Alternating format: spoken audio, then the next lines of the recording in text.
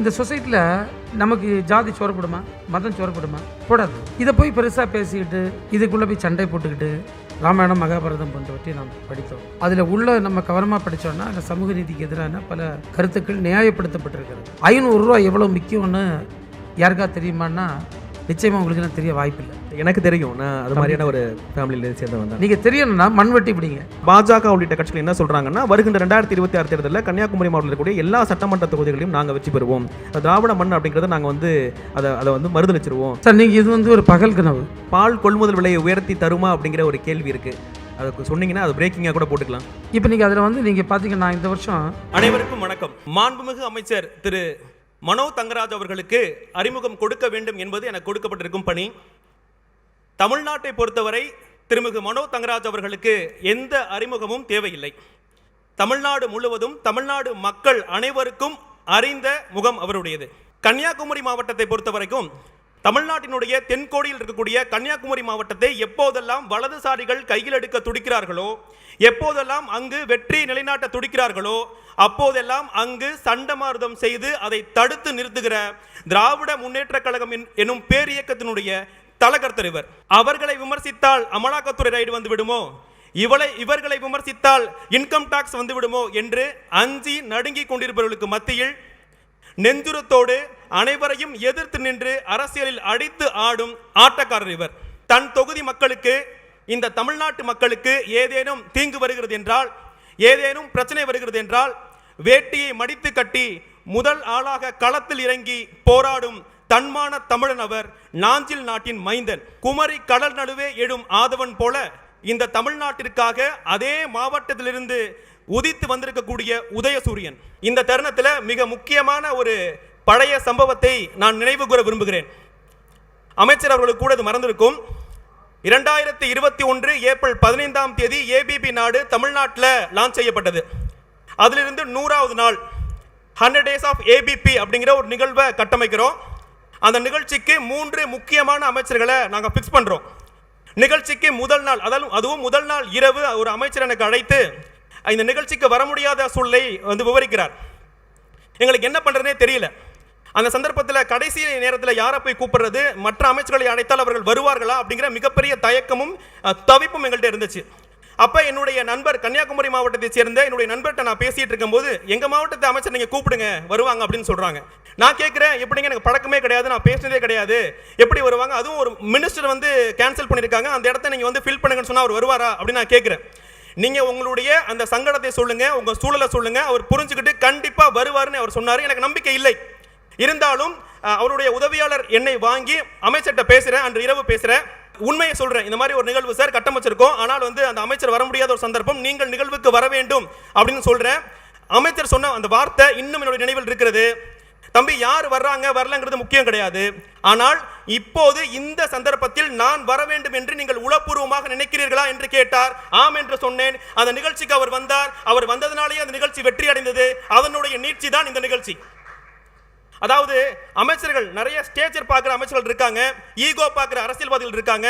அப்படியெல்லாம் இல்லாமல் நல்ல மனிதர்களை பார்த்து, மனிதர்களுடைய சிக்கல்களை புரிந்து கொண்டு, சங்கடங்களை புரிந்து கொண்டு அவர்களுக்கு உதவுகிற ஒரு நல்ல எண்ணம் படைத்த நபர் திருமிகு மனோ தங்கராஜ் அவர்கள். மாண்புமிகு பால்வளத்துறை அமைச்சர் மனோ தங்கராஜ் அவர்களை இந்த நிகழ்வுக்கு வரவேற்பதில் பெருமிதம் கொள்கிறது ஏபிபி நாடு. அவர்களை வருக வருக என வரவேற்கிறோம். ப்ளீஸ்.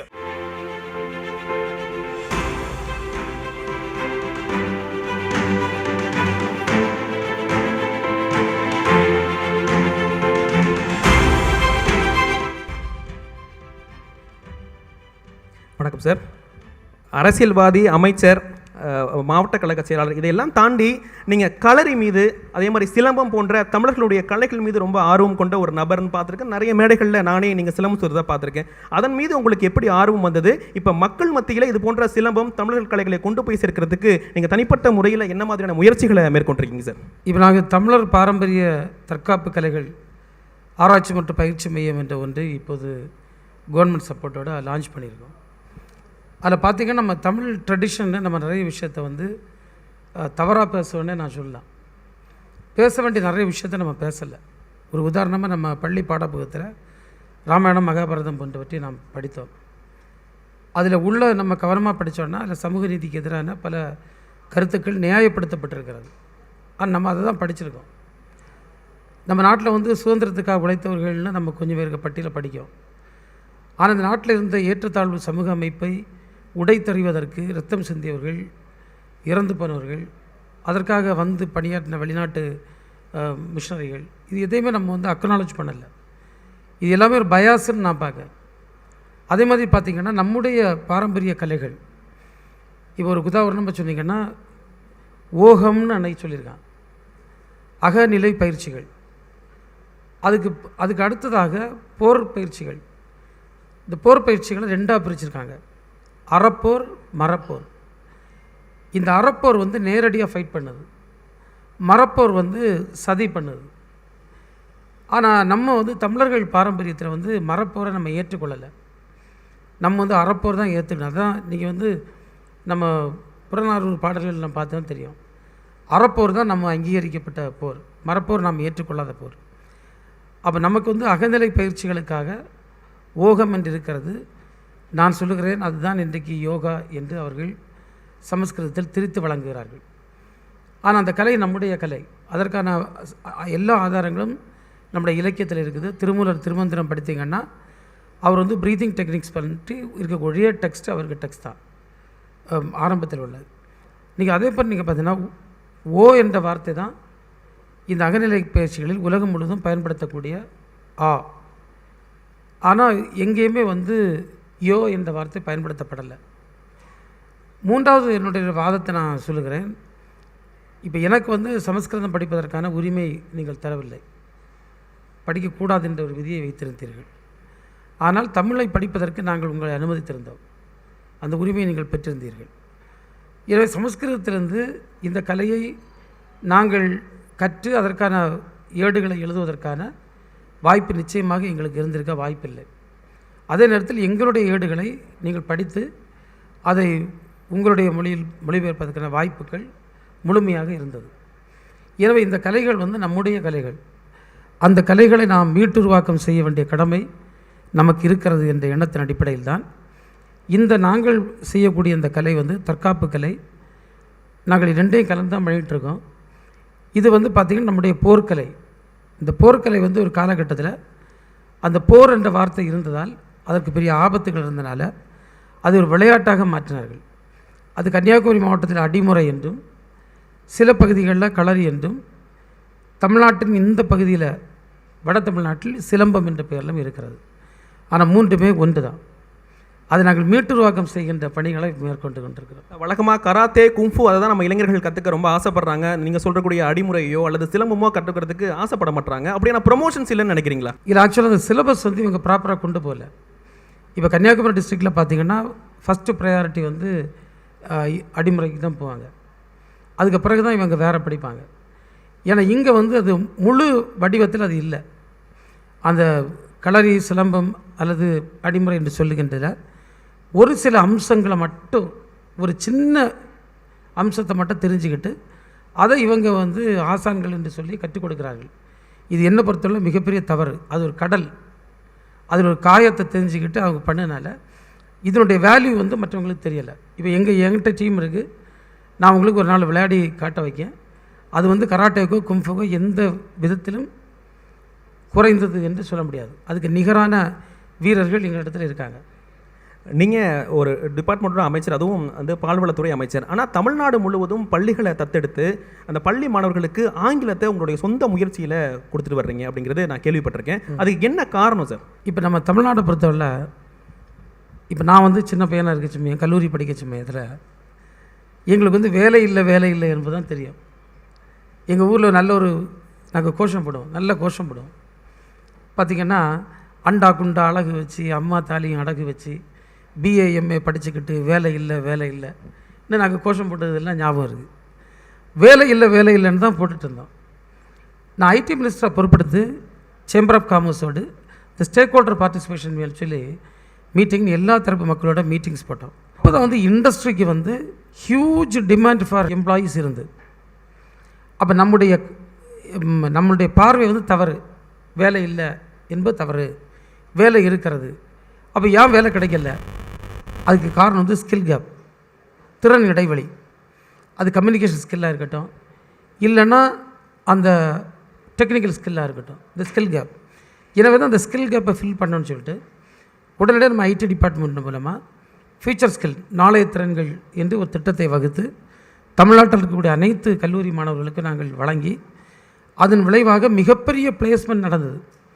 ஒரு உதாரணமாக எங்களுடைய ஆட்சி பொறுப்பேற்ற காலகட்டத்தில் 7,80,000 பேர் ஐடி துறையில் வேலை செய்து கொண்டிருந்தார்கள். நான் 2 ஆண்டு காலம் பணி முடித்து வருகின்ற நேரத்தில் அது 10,02,000 இருந்தது. இது நான் சொல்லக்கூடிய கணக்கில் நாஸ்காம் போன்ற அமைப்புகள் சொல்லக்கூடிய கணக்கு. ஸோ இந்த கருத்தில் வச்சு தான் அந்த இங்கிலீஷ் ஸ்கில்ஸ் கொடுக்கணும். அப்போ நம்ம பிள்ளைகள் less privileged children, government school children அவங்களால வெளியே போய் கோச்சிங் எடுக்க முடியாது. ஸோ நாங்கள் இப்போ ஒரு 10,000+ சில்ட்ரனுக்கு நாங்கள் இங்கிலீஷ் நாங்கள் தனி டீச்சர்ஸ் போட்டு தனி சிலபஸ் க்ரியேட் பண்ணி அவங்கள இப்போ for example Kanyakumari speaks English இன்னும் கன்னியாகுமரியில், சென்னை ஸ்பீக்ஸ் இங்கிலீஷ்னு சென்னையில் கொஞ்சம் ஸ்கூல்ஸு, கோவை ஸ்பீக்ஸ் இங்கிலீஷ்னு கோயம்புத்தூர் ஸ்கூல்ஸ், அப்படி நாங்கள் ஒவ்வொரு இடத்துலையும் நாங்கள் பண்ணிகிட்ருக்கோம். மிகுந்த வரவேற்பு ஸ்டூடெண்ட்ஸ் பற்றியில் இருக்குது, ரொம்ப ரிசல்ட்டும் இருக்குது. உங்களை மாதிரி ஆட்கள்லாம் எங்களுக்கு இது ஹெல்ப் பண்ணலாம். You can volunteer. நிச்சயமாக பண்ணுறோம். அதாவது சார் 2021 திமுக ஆட்சி பொறுப்பேற்ற போது நீங்கள் அமைச்சர், ஐடி அமைச்சர், அதன் பிறகு துறை மாற்றப்பட்டு பால்வளத்துறை அமைச்சராக இருந்தீங்க. அதன் பிறகு உங்கள்கிட்ட அந்த அமைச்சர் பொறுப்பு விடுவிக்கப்பட்டது. மீண்டும் நீங்கள் இப்போ அமைச்சராக இருக்கீங்க. அப்போ இந்த 4 விதமான ஒரு சுழற்சி இருக்குல்ல, 4 விதமான சுழற்சியில் உங்களுடைய மனநிலை எப்படி இருந்தது, உங்கள் கூட இருந்தவங்களுடைய மனநிலை அப்படிங்கிறது எப்படி இருந்தது அப்படிங்கிறது நீங்கள் பகிர்ந்துக்கணும்னு நாங்கள் ஆசைப்பட்றோம். இப்போ அஃப்கோர்ஸ் நீங்கள் ஒரு ஆள் பவரில் இருக்க சமயம் கூட இருக்கக்கூடியவங்களும் ஹாப்பியாக இருக்கும். நான் பவர் இல்லாத சமயத்தில் அவங்க ஹாப்பினஸ்ஸு. இப்போ என்ன பொறுத்த நான் வெரி யங் ஏஜில் பொலிட்டிக்கல் பவருக்கு வந்தேன். 96ல் நான் டிஸ்ட்ரிக்ட் பஞ்சாயத்து சேர்மன் 10 இயர்ஸ் அதில் இருந்தேன். அதுக்கப்புறம் 2 டைம்ஸ் எம்எல்ஏ ஆகக்கூடிய வாய்ப்பு வந்தது. இதை பொறுத்தவரை நீங்கள் பார்த்தா டைம் இப்படி போயிடும், 5 இயர்ஸ் குயிக்காக போயிடும். பட் நம்ம என்ன பண்ணுன்றது it's a very important thing. இப்போ எனக்கு நான் அது பெரிய லாஸாக பார்க்கல. பட் எனக்கு அதில் ஒரே ஒரு வருத்தம் வந்தது. I was put into a debate. ஏன் இது நடந்ததுன்னு ஒரு கேள்வி வந்தது. அது எனக்கு கொஞ்சம் ஒரு கஷ்டத்தையும் கோபத்தையும் ஏற்படுத்துச்சு. அதை தவிர என்னை பாதிக்கலை. ஏன்னா நான் சாதாரணமாகவே எனக்கு சோஷியல் ஒர்க்கு நிறைய இருக்குது, ஆக்டிவிசம் நிறைய இருக்குது, என்வாயன்மெண்ட் அது இது பல விஷயத்தை நம்ம பண்ணிகிட்ருப்போம். ஸோ நான் மறுநாள்லேருந்து நெக்ஸ்ட் டேலேருந்து நான் ஆக்குப்பைடு நிறைய அந்த மாதம் பூரா ப்ரோக்ராம் கொடுத்துருந்தேன். அந்த ப்ரோக்ராம்ஸ் மினிஸ்டராக என்ன யாரும் கூப்பிட்டதில்லை. என்ன மனோ தங்கராஜா கூப்பிட்ட மீட்டிங்ஸ் அதில் எல்லாருமே கண்டிப்பாக திரும்ப வரணும்னு சொன்னாங்க. அது அப்படியே கண்டிப்பாக போய் என்னுடைய பணிகள் போயிட்டுது. அது எப்படி 6 months போச்சுன்னு தெரியாது. எகைன் நம்முடைய முதல்வர் அவர்கள் என்னை கூப்பிட்டு பொறுப்பை தந்தாங்க. திரும்ப நம்ம பண்ணிகிட்ருக்கோம். இப்போ 4 எக்ஸ்பீரியன்ஸ் தான். எனக்கு ரூரலில் பார்த்திங்கன்னா அந்த பால் கறந்து அதில் வரக்கூடிய பணத்தில் தான் அவன் வாழவே முடியும், பிள்ளையை படிக்க வைக்க முடியும். இந்த பால் கறக்கிறதுக்கு எவ்வளவு சிரமம் உள்ளது. நீங்கள் யாராவது லைஃப்பை எக்ஸ்பீரியன்ஸ் பண்ணி பார்க்கணுன்னா, இப்போ நான் அடிக்கடி சொல்லுவேன், 500 ரூபா எவ்வளோ முக்கியம்னு யாருக்கா தெரியுமான்னா நிச்சயமாக உங்களுக்கு தெரிய வாய்ப்பு இல்லை. எனக்கு தெரியும், நான் அது மாதிரியான ஒரு ஃபேமிலியில் சேர்ந்தவன் தான். நீங்கள் தெரியணும்னா மண்வெட்டி பிடிங்க, மண்வெட்டி கையில் பிடிங்க. ஒரு நாள் மண்வெட்டினா hardly they will get 500 rupees. ஒரு நாள் நீங்கள் மண் வெட்ட உங்களால் முடியாது. வெட்டினா அதுக்கப்புறம் நீங்கள் எழும்பவே மாட்டீங்க. அப்போ அவ்வளோ அதில் ஹார்ட் ஒர்க் இருக்குது. அப்போ நீங்கள் உங்களுக்கு கஷ்டம் தெரியும்னா ஒரு நாள் மண் வெட்டுங்க, இல்லைனா ஏதோ ஒரு ஃபிசிக்கல் லேபர் பண்ணுங்கள். அப்போ உங்களுக்கு அந்த பணத்தினுடைய அருமை தெரியும். பல இடங்களில் அமைச்சர், அரசியல்வாதி இப்படிலாம் பேசுகிறத தாண்டி ஒரு மோட்டிவேஷனல் ஸ்பீக்கராகவே நிறைய இடங்களில் நீங்கள் பேசுகிறீங்க. நிறைய கோட் சொல்கிறீங்க, பழமொழிகள் சொல்கிறீங்க, பொன்மொழிகள் சொல்கிறீங்க. இப்படியான நிறைய மேடைகளில் நீங்கள் பேசுவதை பார்த்துருக்கேன். அதை பார்த்துட்டு ஆர்ப்பரிக்கக்கூடிய இளைஞர்கள் மாதிரியும் நான் பார்த்துருக்கேன். இப்படியெல்லாம் கோட் சொல்லி அவங்க கைத்துட்டுவாங்க அப்படிங்கிற காரணத்துக்காக நீங்கள் கோட் சொல்கிறீங்களா, இல்லை நீங்கள் உளப்பூர்வமாக ஏதாவது ஒரு நோக்கத்தோடு அதை சொல்கிறீங்களா? இப்போ நம்ம இந்தியன் கான்டெக்ஸ்டில் பார்த்தோன்னா மோட்டிவேஷனை எவனுமே பண்ண மாட்டான். அது ஒரு கஞ்ச பிசிறித்தன மாதிரி. கரெக்டாமா? நான் இதையுமே ஒரு ஃபாசிஸ்ட் அப்ரோச்சு, ஒரு வர்க்க சமூகம், கிளாஸ் சொசைட்டியை உருவாக்கின ஆட்களுடைய தந்திரமாகவே பார்க்க டிமோட்டிவேட் பண்ணது. அப்போ அவன் உருப்படவே மாட்டான். நீ பிறந்த சமூகம் சரியில்லைப்பா, நீ உருப்பட முடியாது. நீ பிறந்த ஊர் சரியில்லை, நீ உருப்பட முடியாது. உன் அப்பா சரியில்லை, நீ உருப்பட முடியாது. இப்படி every thing is a demotivation. நீங்கள் பார்த்தீங்கன்னா எப்படி ரிசர்வேஷன் ஒரு முர்மு, ஒரு அந்த லோயஸ்ட் ஆஃப் த லோயஸ்ட். அதாவது நீங்கள் நம்ம வர்ணாசிரம தத்துவத்தின்படி அவங்க இந்த 4 வர்ணாஸில் வரல. She is less than that, 5th varna இல்லை. So they are not even accepted as humans. எப்படி how she became a president of India? Because of the reservation or because of the counter narrative for that narrative. அப்போ நம்ம வந்து இந்த நம்ம பிள்ளைகளுக்கு இன்னைக்கு இருக்கக்கூடிய நீங்கள் பார்த்தீங்கன்னா மோட்டிவேஷன் வந்து மிக மிக முக்கிய தேவை. நீ சேடா பாப்பா நான் கூட இருக்கேன்னா செய்துருவான். அப்போ இதை வந்து நம்ம வந்து கண்டிப்பாக செய்யணும். சும்மா இன்னைக்கு பாலிடிக்ஸ் பேசும், we are fed up with கைத்தறலுக்காக மட்டும் நீங்கள் இந்த மோட்டிவேஷனல் பண்ணலை. நீங்கள் வந்து இன்றைக்கி சோஷியல் மீடியாவில் போகிறீங்க, ஐடியாலஜி பேசுகிறாங்களா? ஒரு பையன் வந்து 10 வருஷம் வேணால் அவன் இந்த சோஷியல் மீடியாவில் இருக்கட்டும், whether he will learn something other than hate, cunningness, all these things பண்ண முடியுமா? எனக்கு தெரிஞ்ச முடியாது. அவ்வளோ வெறுப்பு அரசியல் பேசுது, ஏதாவது பொய்யை சொல்லுது, பொய்யை சொல்லி அதில் பெரிய சந்தோஷம் அடையுது, தவறான வார்த்தையை பயன்படுத்தி அதில் வந்து நிறைய ஃபாலோ கிடச்சிருந்தா அதில் happiness. This are all very bad என்ன பொறுத்தல. அப்போ நம்ம வந்து ரியல் பாலிட்டிக்ஸ் என்ன அல்லது ரியல் லைஃப் என்ன, இதை எப்படி கொண்டு போகிறதுன்றதை நம்ம சொல்லி ஆகணும். அது சாதாரண நடைமுறையில் நம்ம சொல்லணும். இந்த சொசைட்டியில் நம்ம வாழ்ந்துட்டு இருக்கோம். இந்த சொசைட்டியில் நமக்கு ஜாதி சோறப்படுமா, மதம் சோறப்படுமா? போடாது. இதை போய் பெருசாக பேசிக்கிட்டு இதுக்குள்ளே போய் சண்டை போட்டுக்கிட்டு உலகத்தில் பல ஐடியாலஜிஸ் இருக்குது. இப்போ நீங்கள் பார்த்தீங்கன்னா fascism has ruined the world, dictatorship has denied people of everything. அப்போ இதெல்லாம் வந்து ராங் மாடல்ஸ். நீங்கள் பேக் டு ஸ்கொயர் ஒன்றுக்கு நான் உங்களை கொண்டு போகிறேன்னு சொல்லக்கூடியதை ஆன் த பேசிஸ் ஆஃப் ரிலிஜியனோ காஸ்ட்டோ இஃப் எ லீடர் கேன் கன்சாலிடேட்னா ஹவு ஃபூல் யூ ஆர். இதுக்கு மேலே ஃபூலிஷ்னஸை எக்ஸ்பிளைன் பண்ண ஒன்றுமே இல்லை. If somebody can fool you in the name of caste, இப்படி somebody can fool you in the name of religion, then what is this? It's not a intelligent society. So நம்ம வந்து 47 நம்ம டெமோக்ரஸி போனோம்.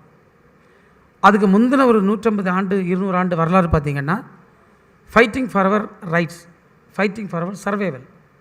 அதில் எவ்வளோ நல்ல விஷயம் இருக்குது. சதியை நம்ம ஒழித்தோம், பெண்களுக்கான உரிமைகளை பெற்றோம், குழந்தை திருமணத்தை நிறுத்தினோம், விதவை ரீமேரேஜை உருவாக்கினோம், ஆடை அணிவதற்கு உரிமையை பெற்றோம், கல்விக்கான சமத்துவத்தை பெற்றோம். இதெல்லாம் நீங்கள் வந்து வரலாறு.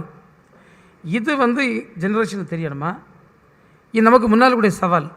Climate is a big crisis. அப்போ இது தெரிஞ்சுக்கணுமா, இல்லை இந்த கேஸ்டும் ரிலிஜியனும் தெரிஞ்சுக்கணுமா? So this is why we talk very strongly.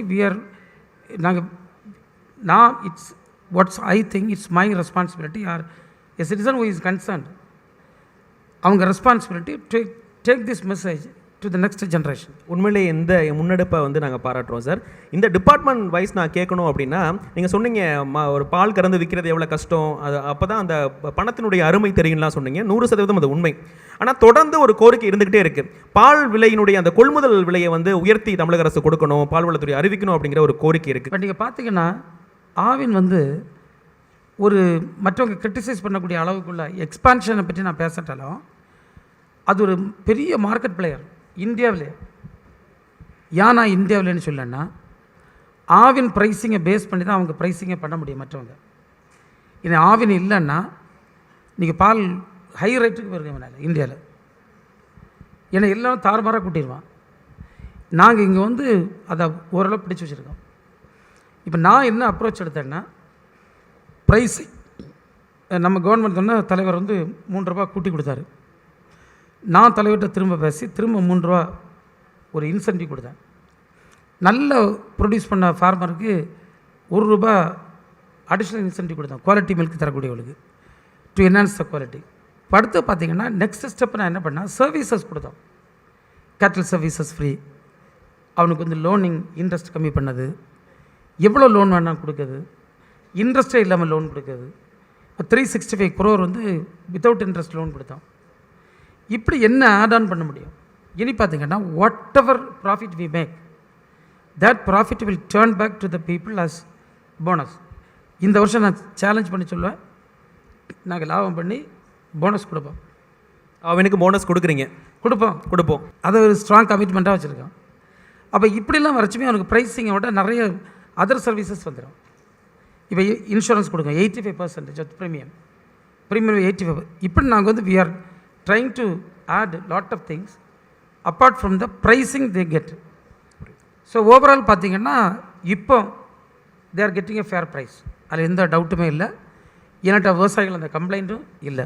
அதே மாதிரி இந்த பால் கொள்முதல் விலையை உயர்த்தி தருமா அப்படிங்கிற ஒரு கேள்வி இருக்குது. அதுக்கு சொன்னீங்கன்னா அது பிரேக்கிங்காக கூட போட்டுக்கலாம். இப்போ நீங்கள் அதில் வந்து நீங்கள் பார்த்தீங்கன்னா இந்த வருஷம் நீங்கள் இதை கூட போடலாம். 2 அஜெண்டா கொடுத்துருக்கேன். ஏன்னா வெரி ஷார்ட் டைம் இனி இருக்குது. இதில் வந்து ஒன்று வந்து லோன் ஃபார் ஆல், எல்லா விவசாயிக்கும் இந்த மாதிரி அடிஷ்னலாக கேட்டில் வாங்க லோன் கொடுக்க சொல்லுங்க. For all. ஓ, தமிழ்நாடு முழுவதும்? தமிழ்நாடு முழுவதும். எவ்வளோ ஃபார்மர் மாடு வளர்ப்புக்கு நீங்கள் லோன் ஆவின் லோன் கொடுக்குது. எத்தனை number application rate will give this year, that is the target. Second thing வந்து பார்த்தீங்கன்னா சஸ்டைனபிள் கோஆப்ரேட்டிவ் சொசைட்டிஸ். இப்போ இதுவரை பார்த்தீங்கன்னா இந்த கோஆப்ரேட்டிவ் சொசைட்டிஸ் வந்து நியர்லி 40,000 பீப்புள் ஆர் ஒர்க்கிங். இது சஸ்டைனபிளாக இல்லை, ஃபினான்ஷியல் வயபிலிட்டி இது கிடையாது. ஸோ நான் இப்போ வந்து அதுக்கு அவங்களுக்கு சில மாடல்ஸ் க்ரியேட் பண்ணி கொடுத்துருக்கேன். ஒரு பிஸ்னஸ் மாடல் ப்ரிப்பேர் பண்ணி கொடுத்துருக்கேன். அதை அவன் பண்ணிட்டான்னா ஒவ்வொரு மில்க் பிரைமரி கோஆப்ரேட்டிவ் சொசைட்டிஸும் அது வந்து ஒரு நிலையான பொருளாதார வளர்ச்சிக்கு வந்துடும். அப்படி வந்துட்டுனா village economy will get transformed. By the time milk ப்ரொக்யூர்மெண்ட்டும் நிறைய கூடும். இப்போவே நீங்கள் பார்த்தீங்கன்னா இந்த 1 மந்தில் 6 lakh கூடியிருக்கு. அப்போ பீக் நம்ம பண்ணது 38. இப்போ சீசன் கொஞ்சம் டவுன் ஆகிருந்து, but I have brought it back இன்னைக்கு 36.12 என்ன வந்திருக்கு. இந்த மந்தில் பார்த்தீங்கன்னா 40 கிராஸ் பண்ணோம். ஸோ நாங்கள் அதுக்கும் டார்கெட் வச்சு பண்ணிடுவோம், பிஸ்னஸையும் பண்ணிடுவோம். அப்படி வச்சு pricing will not be a factor. புரியுது சார். கன்னடம் தான் மூத்த மொழின்னு அவங்க சொல்கிறாங்க. ஆனால் தமிழ் தான் மூத்த மொழி. தமிழினுடைய தமிழிலிருந்து பிரிந்து சென்ற மொழிகள் தான் மலையாளம், கன்னடம், தெலுங்கு உள்ளிட்ட மொழிகள்னு கமலஹாசன் உட்பட தமிழர்கள் எல்லோருமே சொல்கிறோம். இதில் உங்களுடைய கருத்து அப்படிங்கிறது என்ன? இப்போ கர்நாடகா முதலமைச்சர் அதை மறுத்திருக்காரு. கமல் சொன்னது வந்து உண்மை கிடையாது, கன்னடம் தான் மூத்த மொழின்னு அவர் சொல்கிறார். சார் இப்போ நான் வந்து I am not a linguistic expert. பட்டு நான் வந்து என்ன மொழி சிறந்த மொழின்னு சொல்லக்கூடிய பெருமைக்கு நான் வரல. இதுவரை இருக்கக்கூடிய ஹிஸ்டாரிக்கல் எவிடன்ஸில் தமிழ் மொழி தான் வந்து மூத்த மொழி. அப்போ தமிழ் மூத்த மொழின்னு சொல்லலாம். பிரிஞ்சு போன மொழின்னு கூட நம்ம சொல்லாண்டாம். தமிழ் மூத்த மொழி. திராவிட மொழி குடும்பத்தை சார்ந்த மொழிகள் தான் கன்னடமும் தெலுங்கும், இதுவும் மலையாளமும், இன்னும் பல மொழிகளும். அப்போது அந்த மூத்த மொழியில் இதை நம்ம வந்து நம்ம கிடைத்திருக்கக்கூடிய தரவுகள் கீழடி நாகரிகம் போன்றவை, நம்ம சங்க இலக்கியத்தில் இருக்கக்கூடிய பல்வேறு அவ்வளவு பழமை வாய்ந்த நம்முடைய இலக்கியங்கள் மூலம், இந்த வரலாறுகள் மூலமாகவும் ட்ரெடிஷன்ஸ் மூலமாகவும் நம்ம வந்து சொல்லும். இறுதியாக 2 கேள்வி சார். ஒன்று வந்து கன்னியாகுமரி மாவட்டம் மற்ற மாவட்டங்களை தாண்டி முற்றிலும் வித்தியாசப்பட்டது. குறிப்பாக அங்கே தேசிய கட்சிகளுடைய ஆதிக்கம் எப்போதுமே இருந்திருக்கு. இப்போவும் தேசிய கட்சிகள், குறிப்பாக பாஜக உள்ளிட்ட கட்சிகள் என்ன சொல்கிறாங்கன்னா, வருகின்ற 2026 தேர்தலில் கன்னியாகுமரி மாவட்டத்தில் இருக்கக்கூடிய எல்லா சட்டமன்ற தொகுதிகளையும் நாங்கள் வெற்றி பெறுவோம், திராவிட மண் அப்படிங்கிறத நாங்கள் வந்து அதை வந்து மறுதளிச்சிருவோம், நாங்கள் வந்து இது தேசிய மாவட்டம், தேசியத்தை அங்கீகரிக்கக்கூடிய ஒரு மாவட்டம் அப்படின்னு பிஜேபி சொல்கிறாங்க.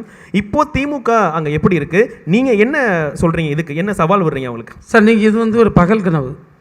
நான் ஏன் கனவுன்னு கூட சொல்லலைன்னா, அப்துல் கலாம் போன்றவர்கள் சொன்னால் கனவு காணுங்க பழிக்கணும். ஒரு அவங்க கனவு கண்டா பழிக்கலாம்.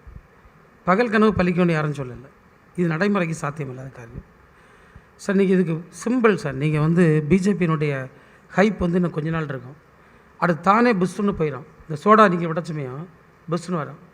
நீங்கள் அமைதி இருந்தவ கீழே போயிடும். ஏன்னா அவங்கள்ட்ட சார் நீங்கள் வந்து நாட்டுக்கான திட்டமே அவங்கள்ட்ட இல்லை. அவங்க ஐடியா சார், நீங்கள் வந்து முதல்ல ஐடியாலஜி வேணும். இப்போ நான் வந்து தம்பியெல்லாம் தயவுசெய்து கேட்டுடுங்க, இந்த கான்ட்ரவர்சி தயவுசெய்து புரிஞ்சுடுங்க. I belong to DMK. How? இப்போ ஒரு அமெரிக்கன் கேட்பார், வாட் இஸ் தட்? அது தெரியாது. அப்போ what is your party about? அப்போ நான் சொல்லுவேன், நாங்கள் வந்து we believe in secularism, we are strongly for social justice, democracy தான் எங்கள் ஸ்லோகன் சொல்லுவோம். பிஜேபி என்ன சொல்லுங்கள், what is that they have? Equality for women, it is our agenda, it is our slogan. எங்களுடைய முழக்கம் பெண் விடுதலை. அவங்க சொல்ல முடியுமா? சமத்துவம் சொல்ல முடியுமா? சமத்துவம் சொன்னால் நீங்கள் சொல்லணும்னா மனுஸ்மிருதியை நீங்கள் கொளுத்தலாம். இப்போ நீங்கள் வந்து மனுஸ்மிருதி வர்ணா சிஸ்டத்தை சொல்லுது. அப்போ நீ வந்து சமத்துவத்தை ஏற்றுக்கொள்ளணும்னா பிஜேபி, ஆர்எஸ்எஸ் நாங்கள் சமத்துவத்தை ஏற்றுக்கொள்கிறோம், சமத்துவத்தை இப்படின்னு நீ சொல்லக்கூடாது. இப்போ ஒரு கிறிஸ்டியன் பைபிளை கையில் எப்படி வச்சுக்கிட்டு ஆண்டவரேன்னு சொல்லிட்டு நான் கிறிஸ்தவன் அல்ல, சொல்ல முடியுமா? நான் ஐடல் ஒர்ஷிப்பை ஏற்றுக்கிட்டேன்னு சொல்ல முடியுமா? முடியாது. இதை கீழே வைக்கணுமா? இல்லை. ஒரு முஸ்லீம் குரானை இப்படி வச்சுக்கிட்டு அல்லாஹு அக்பர்னு சொல்லிட்டு நான் வந்து எந்த மதம் வேணாலும் வந்துட்டு போட்டப்பா சொல்ல முடியும். நீங்கள் சொல்ல முடியுமா? ஸோ முதல்ல இது கீழே வைக்கணும். நீங்கள் அப்போ சொல்லுங்கள், பிளைனாக சொல்லுங்கள், மனுஸ்மிருதி போதிக்கக்கூடிய வர்ணாவையும் நாங்கள் குப்பையில் போடும். மகாபாரதமும் ராமாயணமும் எங்களுக்கு தேவையில்லை. அதற்கு பதிலாக திருவாசகத்தையும் திருமந்திரத்தையும் திருக்குறளையும் எடுக்கிறோம். இதுதான் எங்களுடைய புனித நூல்கள்னு சொன்னால் நானே அவங்கள்ட்ட சேரேன். Anyone can please stand up and tell what caste he belongs to and what caste I belong to. Is there any logic in that? Can I sit here and say this man belongs to this caste, that man belongs to? Because it does not exist. If it is existing, I can tell you. If it does not exist, how I will tell you? If you are a European, I am an Indian, you can very well say this fellow seems to be an Indian, he seems to be a European. Am I right? அது because it exist. நீங்கள் race இருக்கப்பா, அதெல்லாம் சொல்ல முடியுது. இப்போ Mongolian chits here, you can very well say he is a Mongolian. இது சொல்ல முடியாது. So it is a foolish thing. அதை ஏன் அவன் கட்டமைக்கான்? ஒய் பிஜேபி ஸ்டெல்லிங் ஒவ்வொரு கம்யூனிட்டியாக போய் சொல்ல, நீங்கள் இந்த கம்யூனிட்டிக்கு ஒரு பெருமை இருக்கிறது, இது ஒரு அடையாளம் இருக்கிறது, இதில் ஒரு தலைவர் இருந்திருக்கிறார், இதில் ஒரு காட் இருந்திருக்கு. எதுக்குன்னா அவன்கிட்ட போய் நீ ஐஏஎஸ் ஆகு, நீ படி, நல்லா வானா அவன் படிச்சுக்கிட்டு இந்த குப்பையை தூரப்பட்டுருவான். இப்போ 2026 கன்னியாகுமரி மாவட்டம் மட்டும் இல்லை, தமிழ்நாடு முழுவதுமே பிஜேபி வெற்றி பெறாது அப்படிங்கிறது உங்களுடைய ஒன்றுமே பண்ணா சார். நீங்கள் ஒன்றுமே பண்ண போகிறதில்ல சார். ஐடியாலஜி தான் பைண்ட் பண்ணும். அப்போது ideology is very very very important. பிஜேபிக்கு என்ன ஐடியாலஜி? இதை நான் பல இடத்துல கேட்டிருக்கேன். அவன் இறங்கி ஓடிட்டான், பதிலே சொல்லலை. Let them tell me what ideology they have. இந்த நிகழ்வுக்கு நீங்கள் வந்து இது போன்ற கருத்துக்களை பகிர்ந்து கொள்வதற்கு மிக்க மிக்க நன்றி.